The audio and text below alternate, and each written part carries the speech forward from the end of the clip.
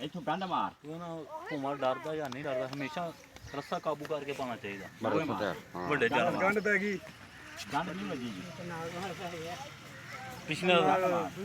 ਹੁਣ ਚਾਰਾਂ ਨੇ ਤੁਹਾਨੂੰ ਦੋਵਾਂ ਨੇ ਇਕੱਠੇ ਸਾਰਾ ਹੀ ਇਹਨੂੰ ਬਲਣਾ ਵਾ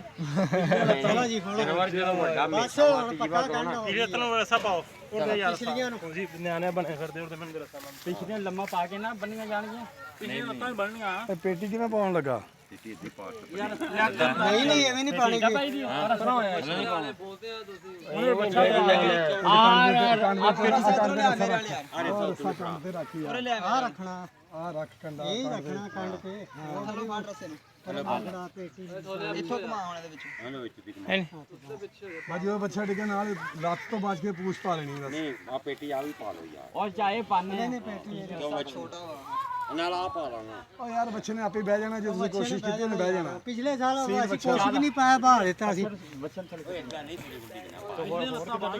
ਜਿਹਾ ਪੇਟੀ ਪਾ ਅੱਛਾ ਚੱਲ ਤੂੰ ਪਾ ਪੇਟੀ ਕਿਹੜੀ ਪਾਉਣਾ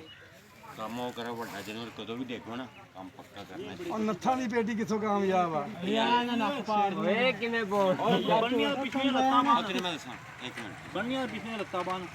ਨਹੀਂ ਪਿਛਲੀ ਲੱਤ ਨਹੀਂ ਬੰਦਾ ਕੋਕਾ ਲੱਤ ਮਾਰ ਕੇ ਜੜਾਂ ਕੱਢ ਦੂਗਾ ਪਿਛਲੀ ਲੱਤ ਨੂੰ ਹੱਥ ਲਾਉਣ ਦਿੰਦਾ ਕੋਕਾ ਯਾਰ ਰੱਸਾ ਇੱਕ ਅੱਲਾ ਦਾ ਨਾਂ ਹੀ ਜੇ ਹੈਗਾ ਤੇ ਕੋਈ